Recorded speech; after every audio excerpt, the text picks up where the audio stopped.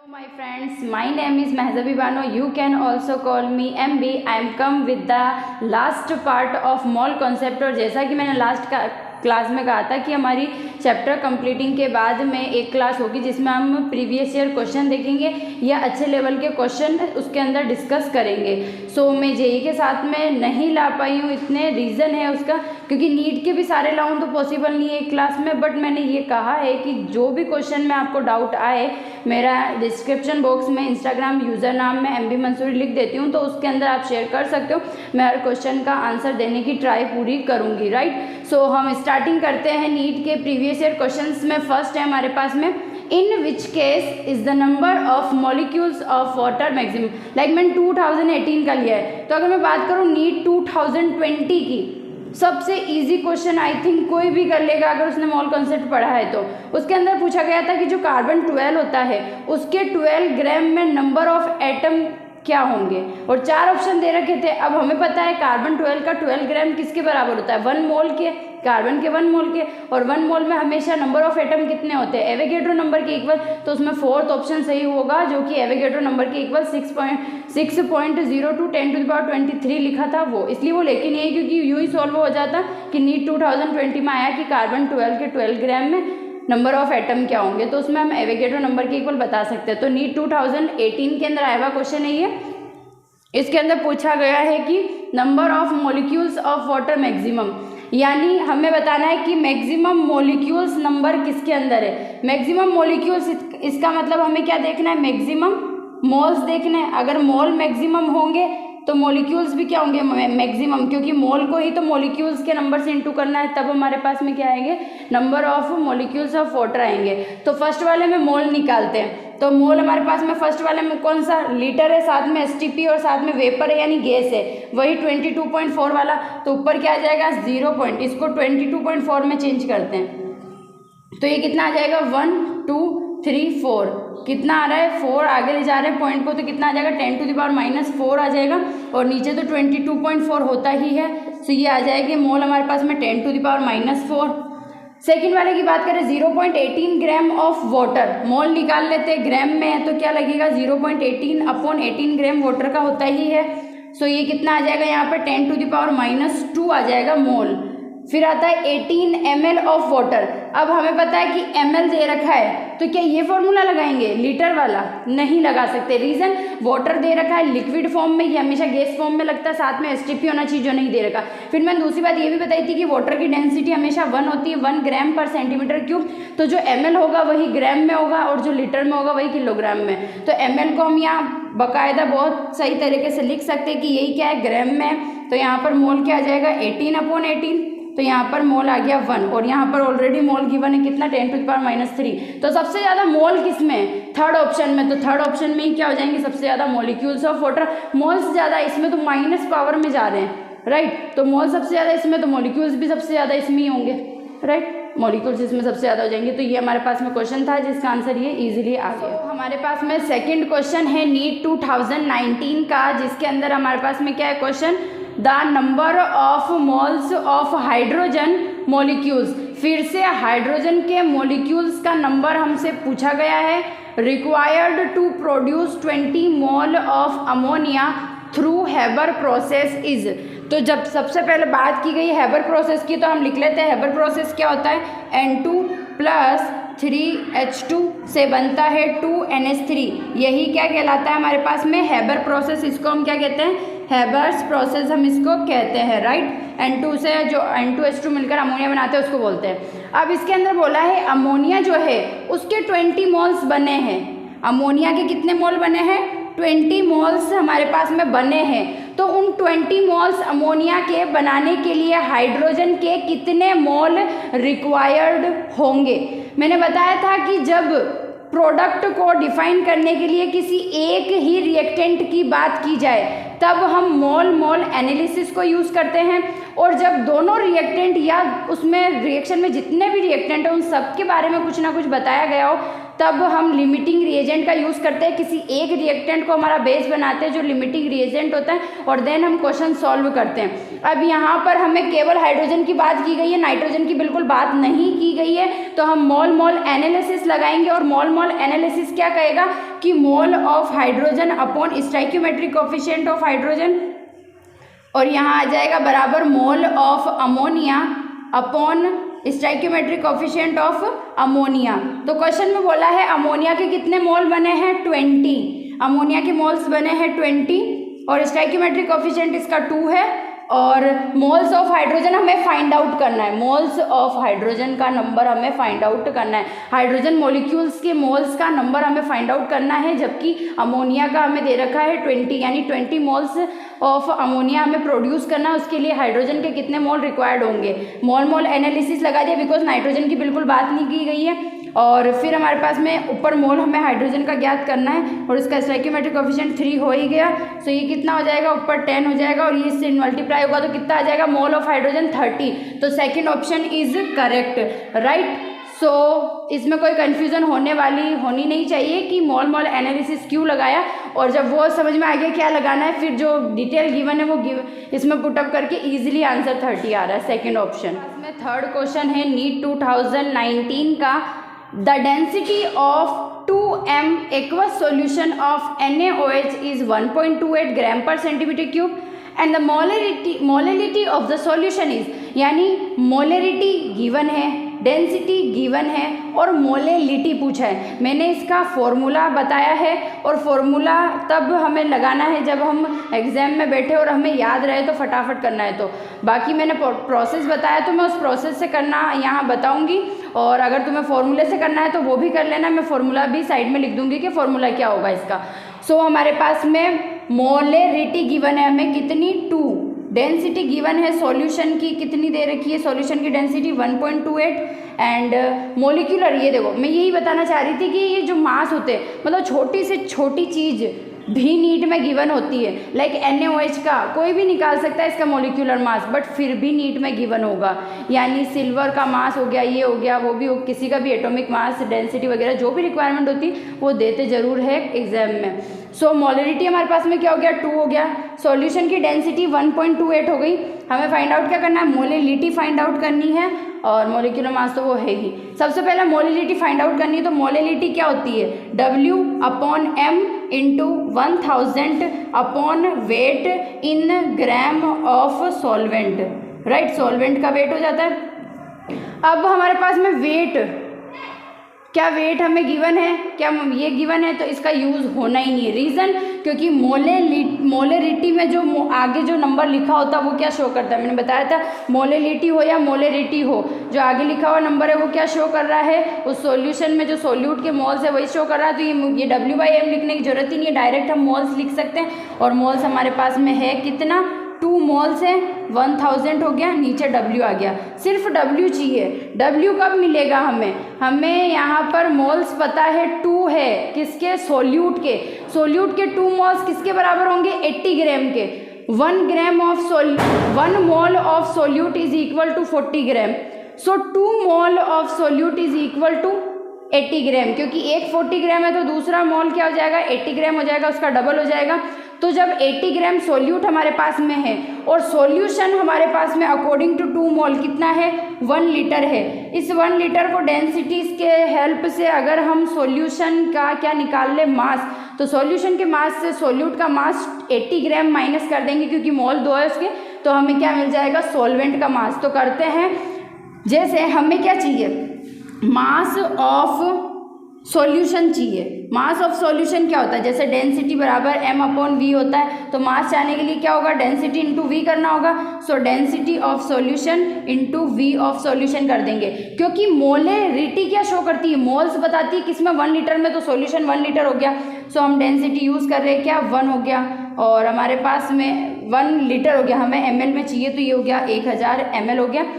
D density कितना हो गया 1.28 हो गया। सो मास आ जाएगा हमारे पास में कितना 128 ये क्या आ गया हमारे पास में, ग्राम में मास आ गया किसका, सॉल्यूशन का। अब हमें ये भी पता है कि सॉल्यूशन के मास में से सोल्यूट का मास माइनस करना है, क्योंकि ये किसको बता रहा है, मोल को बता रहा है। 1 मोल NaOH का किसके इक्वल होता है, 40 ग्राम के। तो 2 मोल ऑफ NaOH किसके इक्वल होगा, 80 ग्राम के। तो वो 80 ग्राम ये होगा 1280 में से माइनस करना होगा सोल्यूट का, तब हमारे पास में जो 1200 आएगा वो क्या आ जाएगा, सॉल्वेंट का वेट आ जाएगा। वही यहाँ यूज़ करना है 1200, और उससे हम इजीली क्वेश्चन जो है वो सॉल्व कर सकते हैं। तो ये कितना आ जाएगा हमारे पास में 10/6, सो ये हो जाएगा 1 और ये 67, राइट। मीन्स ये वाला ऑप्शन इज करेक्ट, ये वाला ऑप्शन करेक्ट हो जाएगा। यानी मैंने अच्छे से इस पे 2 या 3 क्वेश्चन इस तरह से करवाए हैं कि मोलरिटी गिवन हो तो मोलरिटी कैसे निकालेंगे, मोलरिटी गिवन हो तो मोलरिटी कैसे निकालेंगे। बाय द वे मैंने इसका बोला था कि इसका एक फॉर्मूला भी होता है, तो वो फॉर्मूला भी मैं बता देती हूँ। लाइक इसको मिटाना होगा, जैसे मैं अभी मिटाऊँ इसको और इसका फॉर्मूला बताऊँ कि जो जो चीज़ें गिवन है इतना कुछ करने की ज़रूरत नहीं है। अगर हमें फॉर्मूला याद है तो उस फॉर्मूले से डायरेक्ट कर सकते हैं। और वो फॉर्मूला क्या है, हमें क्या दिया है, मोलेरिटी पूछा, क्या है, मोलेलिटी, सॉरी यहाँ क्या आएगा, मोलेलिटी, राइट। मोलेलिटी हमसे पूछा है, तो मोलेलिटी फाइंड आउट करने के लिए होता है हमारे पास में फॉर्मूला 1000 इंटू कैपिटल M हो गया अपॉन क्या होता है 1000 इंटू D माइनस M क्या होता है, मोलिकुलर मास यहाँ पर किसका, सोल्यूट का होता है। लाइक अगर यहाँ पर हम पुटअप करें तो क्या क्या हो जाएगा, 1000 मोलेरिटी की बात करें कितनी दे रखी है, 2 दे रखी है, अपॉन अगर हम बात करें 1000 तो है ही, डेंसिटी कितनी है यहाँ पर 1.28 हो गया, और माइनस मोलिकुलर मास की बात करें तो कितना होता है 40 होता है। सो इससे हम इजीली क्या निकाल सकते हैं, मोलेलिटी निकाल सकते हैं। तो ये फॉर्मूला बेस्ड डायरेक्ट हो जाएगा, और ये एक प्रोसेस होता है वो भी मैंने बता दिया। Next question is NEET 2015, right. So question क्या बोल रहा है कि 20 ग्राम हमारे पास में मैग्नीशियम कार्बोनेट का सैंपल है, और जब वो डीकम्पोज होता है, टूटता है, जब उसको हीटिंग देते हैं तब, तो वो प्रोड्यूस करता है CO2 एंड मैग्नीशियम ऑक्साइड। और मैग्नीशियम ऑक्साइड कितना गिवन करता है, कितना प्रोड्यूस करता है, वो वेट हमें गिवन है 8 ग्राम।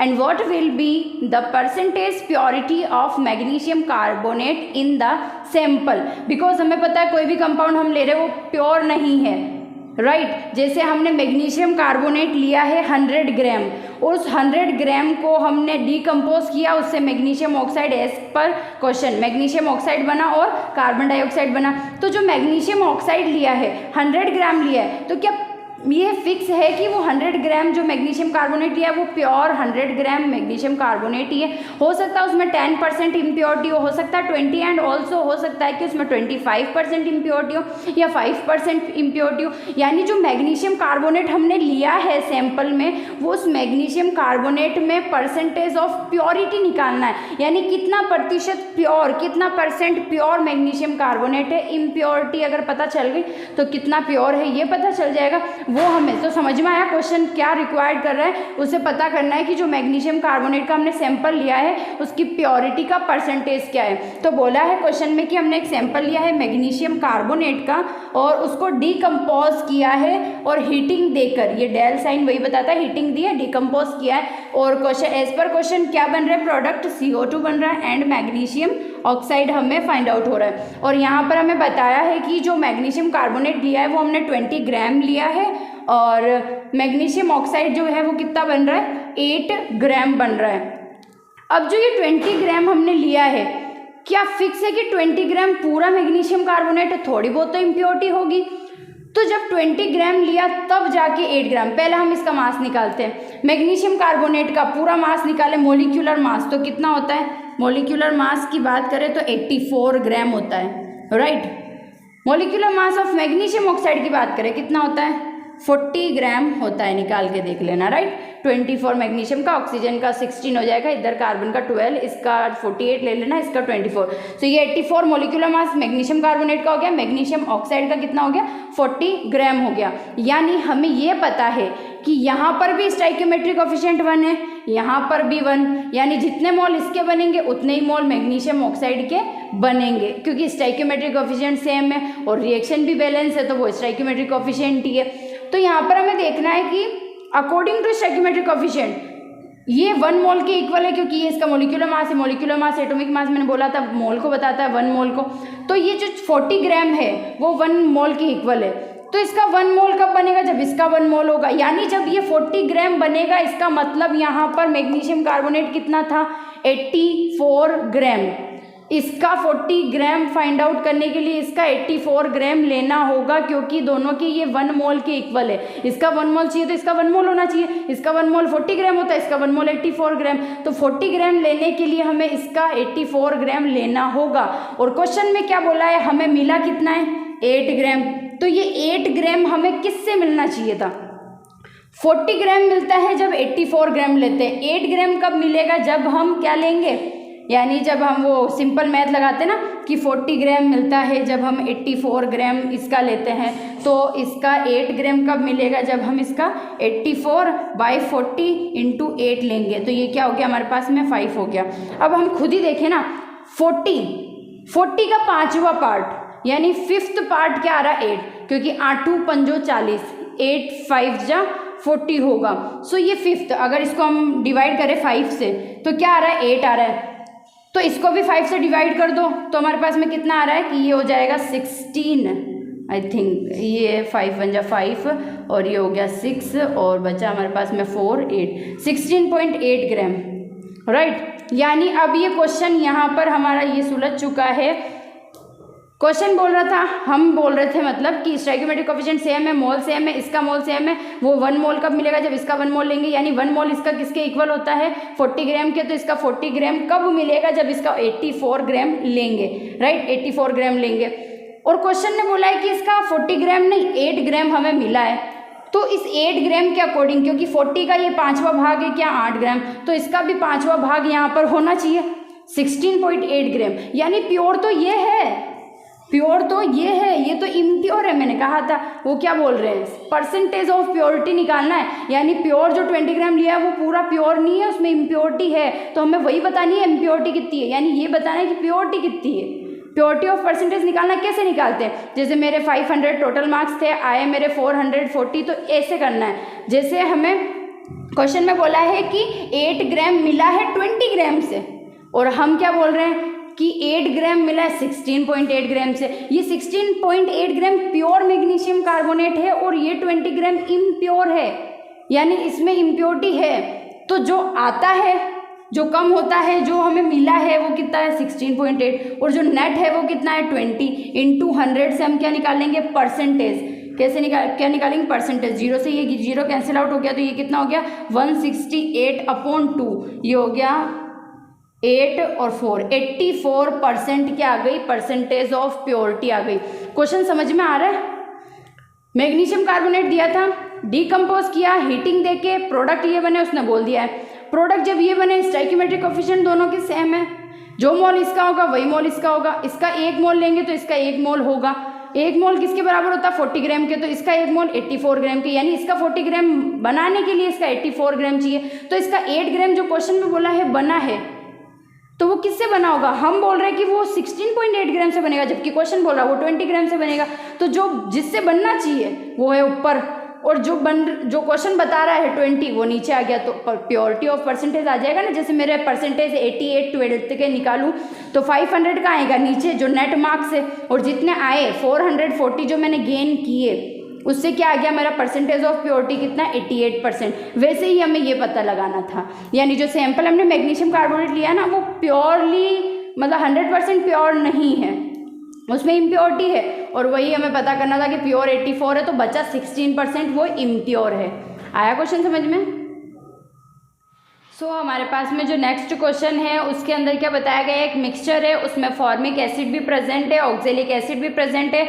दोनों का अमाउंट ग्राम में हमें गिवन है, और बोला है कि दोनों की रिएक्शन किसके प्रेजेंस में? H2SO4 की प्रेजेंस में होती है। यानी ये अलग से रिएक्ट करेगा, इसका कोई प्रोडक्ट बनाएगा, ये भी इसका कोई अलग प्रोडक्ट बनाएगा, और H2SO4 की प्रेजेंस में बनाएगा। और साथ में किससे थ्रू आउट करवाना है इसको? KOH से। और फिर जो प्रोडक्ट बच जाएगा उस प्रोडक्ट का हमें वेट फाइंड आउट करना है। तो सबसे पहले हम फॉर्मिक एसिड लिख लेते हैं। क्या होता है? HCOOH होता है फॉर्मिक एसिड किसकी प्रेजेंस में? कंसंट्रेटेड H2SO4 की प्रेजेंस में। क्या बनाएगा ये? सो यहाँ से हमारे पास में क्या हो जाएगा, एक तो कार्बन मोनोऑक्साइड हो जाएगा और एक H2O हो जाएगा, राइट। सो यहाँ पर हम बना रहे हैं यहाँ से क्या, कार्बन मोनोऑक्साइड प्लस H2O। अब इसमें कोई शॉक्ड होने की बात नहीं है कि CO और H2O ही क्यों बनेगा। ऐसी रिएक्शंस जो मोल कॉन्सेप्ट में यूज़ हो रही है, जितनी भी इनऑर्गेनिक की रिएक्शन होती है, जब इनऑर्गेनिक की चीज़ है तो फिजिकल में क्या काम उसका, बट नीट ये थोड़ी देखता है। नीट तो कहीं से भी किसी भी तरह से क्वेश्चन उठा के दे सकता है, क्योंकि वो ये मान के चलता है स्टूडेंट का 100% सिलेबस कंप्लीट है। तो ऐसी जो रिएक्शंस आती है, ये don't worry, P block, S block, F block, ये जितने भी ब्लॉक्स आते हैं एलिमेंट के, लाइक अगर बात करें पोटेशियम हाइड्रोक्साइड की बात की, एलिमेंट कौन सा है, पोटेशियम, S ब्लॉक का। तो जब S ब्लॉक में जाएंगे तो पोटेशियम की बात की जाएगी, तो पोटेशियम कौन कौन से कंपाउंड बनाता है, उसमें पोटेशियम हाइड्रोक्साइड आएगा। अब पोटेशियम हाइड्रोक्साइड क्या क्या करता है वो भी आएगा।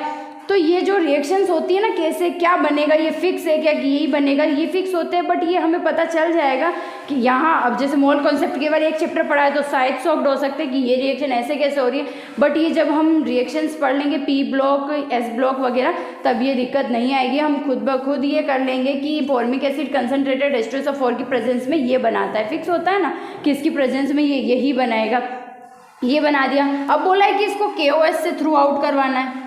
KOH से थ्रू आउट करवाने पर ये हमें पता होना चाहिए, जैसे हम S ब्लॉक पढ़ेंगे तो उसमें होता है कि जो KOH होता है इसका नेचर है क्या, कि जो हमारे पास में H2O होगा ये दो चीज़ों को एब्जॉर्ब करेगा, एक तो H2O हो गया और एक हमारे पास में क्या हो गया, कार्बन डाइऑक्साइड।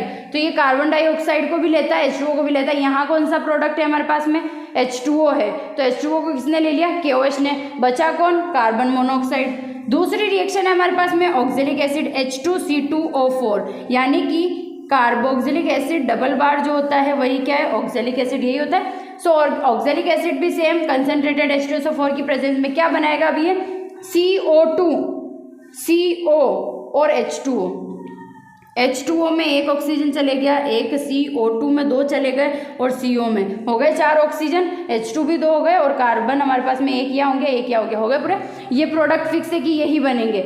अब किससे थ्रू आउट करवाना है इसको, KOH यानी पोटेशियम हाइड्रोक्साइड से। बोला था कि ये किसको ले लेता है, इन दोनों को ले लेता है। यहाँ पर था नहीं CO2 तो उसको ले लिया, केवल H2O को ले लिया, ये ले लिया, बचा क्या, CO बचा। और हमें बोला यही है कि जो रिमेनिंग प्रोडक्ट है, जो बचने वाला प्रोडक्ट है, उसका वेट फाइंड आउट हमें करना है और इनका हमें वेट दे रखा है, राइट। तो इसका वेट हमें कितना दे रखा, 2.3 ग्राम और इसका कितना दे रखा, 4.5 ग्राम। अब हम देख रहे हैं इसका स्टाइक्योमेट्रिक कोफिशिएंट भी 1 है, इसका भी 1, यानी जितने मोल ये बनेगा, जितने मोल ये था उतने मोल ये बन जाएगा, जितने मोल ये था उतने मोल ये बन जाएगा। तो इसके मोल निकाल लेते। मोल क्या होता है, गिवन वेट अपॉन उसका मोलिक्यूलर वेट। फॉर्मिक एसिड का कितना होता है, 46 होता है, तो ये कितना हो जाएगा, हाफ ना होकर के क्या हो जाएगा, 1/20, कितना हो जाएगा, 1/20 हो जाएगा।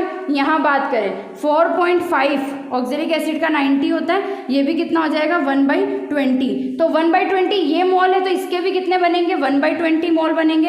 ये 1/20 तो इसके मोल भी कितने बनेंगे, 1/20। 1/20 प्लस 1/20 कितने हो जाएंगे, 1/10। 1/10 नेट मोल है किसके, रिमेनिंग प्रोडक्ट के। हमें वेट चाहिए, मैंने बताया था कि जब मोल से वेट निकालना है तो मोलिकुलर मास से इनटू कर दो, मोल से जब वॉल्यूम निकालना है 22.4 से मल्टीप्लाई कर दो, और मोल से ही हमें नंबर ऑफ एटम निकालना है तो एवोगैड्रो नंबर से इनटू कर दो।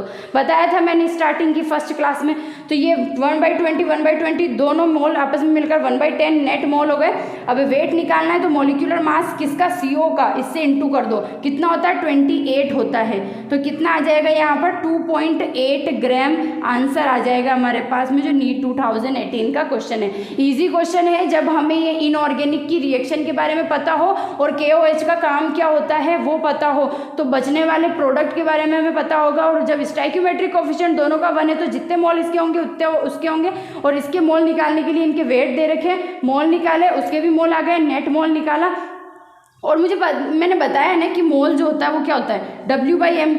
अब आप ही बताइए, M नीचे मोलिकुलर मास है, उसी कंपाउंड का मोलिकुलर मास ऊपर इनटू कर दे तो क्या आ जाएगा, वेट। यानी मोल को मोलिकुलर मास से इनटू कर दो तो वेट आ जाता है। इसलिए मैं कब का बोल रही हूँ कि वेट निकालने के लिए क्या करना होता है, जैसे ये मोल है, ये वेट है, अपॉन मोलिकुलर मास है, वेट निकालना है तो मोलिकुलर मास को क्या कर दो, मोल से इंटू कर दो, कर दिया ना, ये मोल हो गया, ये मोलिकुलर मास हो गया, इंटू करने पे क्या आ गया हमारे पास में वेट आ गया कितना 2.8 ग्राम। तो ये इजी क्वेश्चन हो जाएगा। अगर ये इनऑर्गेनिक की रिएक्शन पता हो तो डोंट वरी, ये इनऑर्गेनिक जब पढ़ेंगे तो उसमें रिएक्शन आ जाएगी। नेक्स्ट क्वेश्चन नीट 2013 का क्वेश्चन है जो जेई में भी रिपीट हुआ है। HNO3 के जगह उसमें H2SO4 लिया गया और क्वेश्चन 60% की जगह 80 या 90, हाँ 90% ले लिया और इसकी जगह H2SO4 ले लिया और क्वेश्चन ऐसा कि ऐसा ही था, इसको रिपीट भी किया गया है। सो नीट 2013 में आ रखा है, तो नीट के जेई में, जेई के नीट में आते रहते हैं। मेंस की बात करें तो ये क्वेश्चन है कि how many gram of HNO3 will be needed to make solution 2m HNO3 250 ml if we have 70% HNO3 in stock. ऊपर से गया, अब समझाना है। तो वो ये है कि हमारे पास में एक सॉल्यूशन है और उस सॉल्यूशन की कंसंट्रेशन है कितनी 2m। मैंने बताया था कि 2m का मतलब है 2 mole of HNO3 dissolve in 1 litre. ऐसा एक सॉल्यूशन बना, उस सॉल्यूशन का हमने 250 ml लिया है। एक 1 लीटर सॉल्यूशन बनाया है जिसमें 2 मोल किसके प्रेजेंट है, सोल्यूट यानी HNO3 के, और उस सॉल्यूशन का 250 ml हमने लिया है। अब उस सॉल्यूशन को बनाने के लिए हमें कितने ग्राम HNO3 की रिक्वायरमेंट थी, पहले वो निकालना है। फिर आगे चल के क्वेश्चन ने और कुछ कह दिया, वो बोल रहा है कि 70% HNO3 है, यानी जो प्योरिटी अभी थोड़ी देर पहले अगले क्वेश्चन में हमने फाइंड आउट की थी कि 84% प्योर HNO मैग्नीशियम कार्बोनेट, 100 लेंगे तो उसमें 84 हमें मैग्नीशियम कार्बोनेट मिलेगा। इसलिए अगर तुम्हें 84 चाहिए तो 100 ले लो। वैसे ये बोल रहा है कि अगर तुम्हें 70 ग्राम HNO3 चाहिए तो 100 ग्राम HNO3 लेना होगा, यानी प्योरिटी ऑफ HNO3 उसने दी है कितनी 70, यानी 100 लेने पर 70 ही मिलेगा। एक ऐसा सॉल्यूशन है हमारे पास में HNO3 थोड़ा डाइल्यूट कर रखा है जिसमें 70 ग्राम HNO3 है, 30% इम्प्योरिटी उसके अंदर है, तो ये उसकी प्योरिटी HNO3 की। अब इस HNO3 में से हमें कुछ ग्राम HNO3 लेना है जिससे हम ये सॉल्यूशन बना पाए। तो ज़्यादा कन्फ्यूजन किए बगैर मैं ये समझाना चाह रही हूँ कि पहले हमें पता है कि मोलरिटी क्या होती है। मोलरिटी होती है W/m इंटू 1000 अपॉन V इन ml होता है। मोलरिटी कितनी दे रखी है 2। वेट हमें फाइंड आउट करना है, बोला ना कि इस 2m सॉल्यूशन हमें बनाना है, उसके लिए कितने ग्राम HNO3 चाहिए, निकाल रहे हैं हम कितने ग्राम चाहिए। तो मास नीचे क्या आएगा हमारे पास में HNO3 का कितना होता है, आई थिंक 63, फिर भी एक बार फाइंड आउट कर लो, गलती भी हो सकती है। सो हाइड्रोजन का फर्स्ट हो गया 1 हो गया, नाइट्रोजन का 14 हो गया, ये हो गया हमारे पास में 48, तो ये कितना हो जाएगा हमारे पास में 13 और ये 5 एंड 6 63, हाँ सही है 63 इसका क्या होता है मोलिकुलर मास होता है। और ये 1000 हमारे पास में हो ही गया। V इन ml कितना होगा हमारे पास में 250 ml हो गया। और अब यहाँ से निकाले तो कितना हो जाएगा 4 टाइम्स यहाँ से आ गया एंड फिर ये 2 से 2 टाइम कट गया। और W की बात करें तो कितना आ रहा है हमारे पास में 63 अपॉन 2 आ रहा है, मीन्स ये हो गया 1.5। इतने ग्राम HNO3 की रिक्वायरमेंट होगी इस सॉल्यूशन को बनाने के लिए। अब बोला है कि इतने ग्राम तो तुम्हें चाहिए, ठीक है, बट हम जहाँ से तुम्हें लेने देंगे वो है स्टॉक ये रहा। इस स्टॉक में से तुम्हें इतने ग्राम HNO3 लेना है, क्या तुम यही लोगे, ये लेना है तुम्हें। और जब तुम ये लेने जाओगे तो इससे कम मिल जाएगा क्योंकि इम्प्योरिटी है उसमें। यानी बोला गया है जैसे हमारे पास में कैसे समझाऊँ मैं, इसी से समझ लो ना यार, मैं एग्जाम्पल में अभी इतनी कोई इतनी माहिर नहीं हूँ कि मैंने डिग्री PhD कर ली हो। तो कंसंट्रेशन की बात करें तो कंसंट्रेशन हमारे पास में कितनी है 2 है, और वेट जो है वो हमें फाइंड आउट करना है किसका HNO3 का, कि 2m कंसंट्रेशन का हमें सॉल्यूशन बनाना है और वेट कितना चाहिए होगा NH3 का। तो HNO3 का हमने वेट निकाल लिया, इतना चाहिए। अब उसने बोला इतना चाहिए तो लेना तुम्हें यहाँ से 70% HNO3। एक सॉल्यूशन है हमारे पास में HNO3 का स्टॉक है ये, और इस स्टॉक में क्या है 70 ग्राम HNO3 होगा। जब हम 100 ग्राम लेंगे यानी 30% उसमें इम्प्योरिटी होगी, राइट। तो अब आप ही सोचो, जब हमें 100 ग्राम चाहिए था, सॉरी हमें जब 70 चाहिए था तो हमने 100 लिया, तब जाके हमें 70 मिला। वैसे ही हमें चाहिए क्या 31.5 हमें क्या चाहिए प्योरली चाहिए, तो लेना कितना होगा 100/70 इंटू 11 ये सॉरी 31.5 हो गया, राइट। तो यहाँ से हमारे पास में आंसर आ जाएगा 46 आई थिंक, ऐसा कुछ। क्वेश्चन को वापस समझो, कंसंट्रेशन दे रखी है और ये भी दे, मतलब 2 mole of solute dissolve in 1 litre solution, और इससे एक सॉल्यूशन बना रखा है कि एक सॉल्यूशन है 1 लीटर, उसमें मोल जो है हमारे पास में HNO3 उसके 2 मोल प्रेजेंट है। ऐसा एक सॉल्यूशन हमने 1 लीटर बनाया, उस 1 लीटर का हमने 250 ml ले लिया, और अब उस 250 ml का जो ये कंसंट्रेशन का 250 ml हमने सॉल्यूशन बनाया, उसके लिए कितना HNO3 हमें चाहिए, तो हमने वो मोलरिटी का फॉर्मूला लगाया और हमने क्या निकाल लिया यहाँ पर कि हमें कितना ग्राम HNO3 चाहिए, ये इतने ग्राम HNO3 चाहिए। तो अगला इंसान बोल रहा है कि तुम्हें इतना ग्राम चाहिए बट यहाँ से लेना होगा, और यहाँ पर क्या लफड़ा चल रहा है कि जब हमें 70 चाहिए होता है तो हमें 100 लेना होता है। यानी ये बोल रहा है अगर तुम्हें 70 ग्राम HNO3 चाहिए तो उस स्ट्रोक में से 100 ग्राम उठाओ, तब जाके तुम्हें 70 मिलेगा, क्योंकि उसमें 30% इम्प्योरिटी आएगी आएगी। इसलिए तुम 70 अगर वहाँ से उठाओगे तो फिर तुम्हें 50 मिल जाएगा, 50 के बजाय 40 मिल जाएगा, राइट। यानी तुम्हें जितना चाहिए ना, जैसे हमें कितना चाहिए 11.5, इससे ज़्यादा ही लेना होगा। अब कैसे ज़्यादा लेना होगा, तो वो हम ये सिंपल मैथ जो 6th की आती है वही लगाएंगे कि जब हमें 70 ग्राम चाहिए होता था तो हम 100 ग्राम ले रहे हैं, बिकॉज परसेंटेज लगाए, परसेंटेज 100 में आता है। जब हमें 70 ग्राम चाहिए होता है तो हम 100 ग्राम सॉल्यूशन लेते हैं। तो जब हमें ये 31.5 हमारे पास में क्या चाहिए, हमें HNO3 का वेट चाहिए, तो हमें कितना लेना होगा 100 डिवाइडेड बाई 70 और मल्टीप्लाई बाई 31.5। सो इससे हमारे पास में आंसर आ जाएगा जो भी आएगा, लाइक यहाँ पर कितना आ रहा है, ये 315/7 आ रहा है। 3 एकम 3 7 में 7 के 7 चौक 28, 4 आ गया, और फिर ये 3 हो गया 45 आई थिंक, ऐसा कुछ, या फिर 4 आएगा तो फिर 6 हो जाएगा, 6 हो जाएगा क्योंकि 4 आएगा, राइट। सो 7 पॉइंट ऐसा कुछ आ जाएगा। सो ये आंसर हमारे पास में आ जाएगा। तो समझ में आ रहा है, ये मैथ नहीं समझनी है, हमें समझना ये था कि जो हमें ग्राम में वैल्यू चाहिए ना वो इस स्ट्रोक से लेना था, अब इस स्ट्रोक से कैसे उठाना है, ये कॉन्सेप्ट समझ लिया तो फिर आप, क्योंकि आई थिंक बहुत कॉन्सेप्चुअल क्वेश्चन है ये कि हमें ग्राम में वैल्यू तो मैंने निकाल ली HNO3 की, बट बोला है कि तुम्हें ये ग्राम में जो वैल्यू चाहिए ना वो यहाँ से चाहिए, इस स्ट्रोक से चाहिए, और ये स्ट्रोक कहता है कि अगर तुम्हें 70 ग्राम चाहिए तो तुम्हें लेना 100 ग्राम होगा ताकि तुम्हें 70 मिल सके। तो हमें ये मिल सके इसके लिए लेना कितना होगा वो क्वेश्चन में पूछा है, और वो हमें यहाँ से निकल जाएगा 46 आई थिंक, ऐसा कुछ आ जाएगा, राइट।